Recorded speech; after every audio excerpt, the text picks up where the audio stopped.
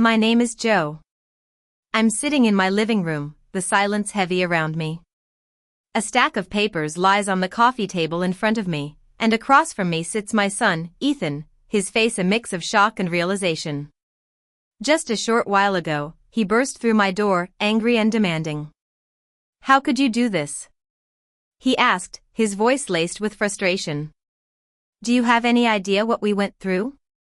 I didn't answer right away. Instead, I walked to my bedroom, retrieved the stack of papers, and placed them on the table between us. "This is what I've been doing for the past 15 years, I said quietly. As he stared at the documents, confusion slowly replaced his anger. I watched his face change as the reality sank in. When I finally told him the total amount of money I had given him over the years, he sank onto the couch, elbows on his knees, staring at the floor. "I didn't know it was that much," he said at last. "I know," I replied. "You never asked." There was a long, uncomfortable silence between us. I felt the familiar urge to fill it, to reassure him, but I held my tongue. For so long, I had defined myself by being needed. After my husband, David, passed away, it was the only thing that gave my life purpose. But sitting here now, looking at my grown son surrounded by the evidence of my silent sacrifices, I finally understood something I had been avoiding for years. Let me rewind a bit. I'm a 68-year-old widow, living alone in a cozy apartment in a small town outside Seattle. I used to think that was all I was, just a lonely old woman waiting for the next call from my family, ready to solve their problems. It all started on that fateful night. I was sound asleep, wrapped in one of those rare, peaceful dreams where David was still alive. In the dream, he was in our old kitchen, making pancakes, and the smell filled the air. I remember thinking how happy I was, how at peace. Then, my phone buzzed. The sound was soft, but it was enough to pull me out of my dream and into the cold, dark reality. The glow from the screen cut through the room, and I didn't need to put on my glasses to know what the late-night call meant. No one calls at this hour unless something is wrong. I reached for the phone and saw Ethan's name. I answered before it could ring again. "Mom," he said, his voice tight and rushed. "I need you to listen. Don't ask questions yet." I sat up, the mattress creaking beneath me, and the dream faded away. "What's going on?" I asked. "Our card got declined at the hotel. We're at the front desk, and they won't let us leave. Lily is losing it," he said. I waited, expecting an explanation, a simple mistake. But he kept talking. "This place is serious. They're talking about security, maybe even the police. I need you to wire $10,000 right now so we can settle it." $10,000. I stared at the wall across from my bed, at the small crack near the ceiling that I had learned to ignore over the years. "Mom," he said again, more sharply. "Are you there?" I was there, always there for him. But as I listened to him breathe on the other end of the line, I felt something unfamiliar in my chest. He wasn't scared, he was certain that I would fix this, just like I always had. And for the first time in a long time, I wondered why. After we hung up, I didn't move. I sat on the edge of my bed, the phone still warm in my hand. The room was quiet, except for the low hum of the refrigerator from the kitchen. Outside, the streetlights cast pale circles on the wet pavement, and a car passed in the distance, as if the world didn't notice the shift inside me. Normally, a call like this would have sent me into a frenzy. I would have opened my laptop, logged into my bank account, and transferred the money without a second thought. I had done it so many times that my fingers knew the routine better than my mind. Panic, calculation, compliance, that was my pattern. But this time, I just sat there, looking at the crack in the wall. I realized that I had learned to live with small breaks, not just in the walls but in my appliances and relationships. I lay back down, but sleep wouldn't come. My thoughts drifted back to the past. I saw Ethan at 10 years old, standing in the living room after David's funeral, promising to take care of me. I saw him at 28, nervously asking if I could help with the down payment on his first house. And I saw myself, at every age, nodding and saying yes before he even finished speaking. By morning, I felt hollow but strangely alert. I made my usual breakfast of coffee and toast. I didn't turn on the TV or check my phone. I sat at the table and listened to the quiet of the apartment, noticing things I usually ignored: the uneven tick of the wall clock, the faint whistle of air through the window frame, and the sound of my own breathing. Then, another thought came to me. Ethan hadn't asked how I was. He hadn't asked if I could afford to send that kind of money in the middle of the night. He just assumed I would do it. Later that morning, my phone rang again. It was a man from the hotel's management office. His voice was calm and professional. He explained that there was an issue with the account, that Ethan and Lily were unable to close out their stay, and that I had been listed as a financial contact. I thanked him for calling and told him I understood. There was a pause on the line, the kind that usually precedes a request. "I won't be sending the money," I said. The words sounded steady, even to my own ears. The man cleared his throat, surprised but polite, and said he would note it in their system.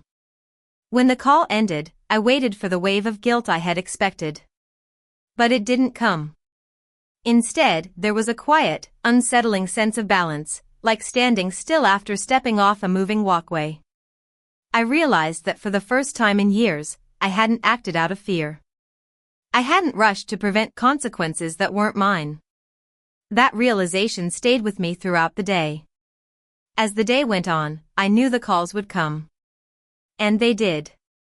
Ethan called first, but I let it go to voicemail. Then Lily, and then her mother. Their messages piled up, each one more accusatory than the last. Words like abandonment and betrayal filled the air. When Ethan finally showed up at my door that afternoon, his face was red with anger. He didn't wait to be invited in. He walked past me and stood in the middle of my living room, looking around as if he was seeing it for the first time. That's how we ended up here, with the stack of papers on the table and the long silence between us. After Ethan left, I sat in the living room for a long time, listening to the echo of his footsteps fade down the hallway. That night, as I turned off the lights, I realized that the hardest part wasn't losing their approval. It was accepting how long I had taught them to expect my sacrifice. The next morning, I woke up with a strange feeling. It wasn't panic or relief. It was more like a quiet awareness that I had made a decision I couldn't take back. I moved slowly through my morning routine. I brewed coffee and watched the steam rise, remembering how often I had rushed through these mornings, my mind filled with other people's problems. My phone lay on the kitchen table, face down. I knew there were messages waiting, but I let it stay silent. Instead, I picked up the landline and called my bank. The woman who answered was young and professional. She asked me to verify my identity and then pulled up my account. I told her I wanted to cancel the secondary card linked to Ethan's name and stop the automatic transfers I had set up years ago. She paused for a moment. "Are you sure?" she asked gently. "Yes," I said. My voice didn't shake. "I'm sure." When the call ended, I waited for the guilt, but all I felt was a cautious calm, like the calm after a long-held tension is finally released. That afternoon, I opened my laptop. I typed in Bali, Indonesia. The photos filled the screen: beautiful beaches, lush forests, and clear blue skies. I remembered showing similar pictures to David years ago, when we talked about all the places we would go someday. When I reached the payment page, my hand hovered over the mouse. Old instincts told me to wait, that something might come up, that someone might need me. But I thought of Ethan's voice on the phone, so certain, and I clicked confirm. The confirmation email arrived almost immediately. 12 days, one name, mine. I closed the laptop and took a deep breath. For the first time in years, I had spent money on myself without thinking about who else might need it more. The days that followed were difficult. Calls came and went. Lily's voice was sharp when I answered, and her mother was even colder. But I listened without defending myself and ended each call before it could turn into an argument. Then, my granddaughter, Ava, called. Her voice was soft and hesitant. She didn't accuse me of anything. She just asked how I was. When I told her the truth, she cried quietly on the other end of the line. She said she hadn't realized how much I had given up for the family. Her call stayed with me. It made me realize that setting boundaries didn't mean erasing love. It just meant changing its shape. Ethan didn't call for a few days. When he finally did, his voice sounded tired. He told me they had sat down and looked at their finances honestly for the first time. He admitted it scared him. I didn't know how much we depended on you, he said. I listened, but I didn't offer solutions. I just let him talk. That evening, I pulled an old suitcase from the closet and started packing. I chose clothes for comfort, not appearance. I took out my old walking shoes but then decided to buy a new pair. The next day, I went to the store and found a pair that fit perfectly. Standing in the store, holding the box, I felt a small sense of pride. For the first time in decades, I was preparing for my own adventure, not someone else's. I left for Bali on a sunny morning, carrying one suitcase and a calm that I was still getting used to. The airport was less crowded than I remembered, and I moved through security slowly, not because I had to, but because no one was rushing me. The moment I stepped off the plane, the warm, tropical air hit me. It was like a breath of fresh air, both literally and figuratively. Each morning, I woke up before sunrise and watched the sun rise over the ocean. I walked along the beach at my own pace, stopping to watch the waves and listen to the sound of the sea. I ate alone, savoring every bite of the local food. At night, I slept deeply, my phone left across the room, silent and forgotten. Halfway through my trip, Ethan called. I answered without the dread I had once felt. His voice was different, softer. He didn't ask for money. He asked how I was, what I had seen, and if the trip was everything I had hoped for. I didn't realize how much space you never had, he said quietly. Not until you took it. After we hung up, I sat on the beach and let the wind blow through my hair. I didn't feel triumphant or vindicated. I just felt steady, like I had finally found my footing. When I returned home, the apartment was just as I had left it. The refrigerator hummed, the floor creaked in the same places, and the old armchair by the window was waiting for me. But everything had changed. I unpacked slowly, putting my clothes back in the closet and lining up my shoes by the door. The space no longer felt like a prison. It felt like a place I had chosen. A few days later, Ethan came by alone. He stood in the doorway for a long time, unsure of himself. I stepped aside and let him in. We sat at the kitchen table with coffee that slowly grew cold between us. The silence was comfortable, not hostile. I'm trying to do things differently, he said.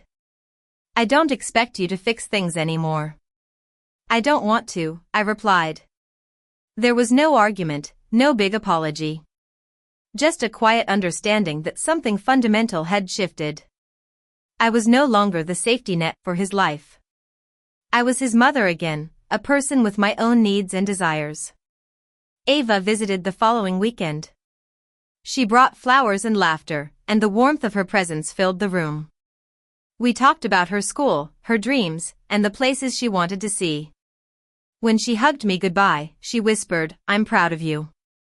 Those words meant more to me than any amount of money ever could. Life isn't perfect. There are still quiet evenings when old habits tug at me. When my phone rings, I have to make a choice. But that simple pause has changed everything. I know that the future is uncertain, but I also know that I no longer live my life on standby for others. I am present in my own life, and for the first time in many years, that feels like enough.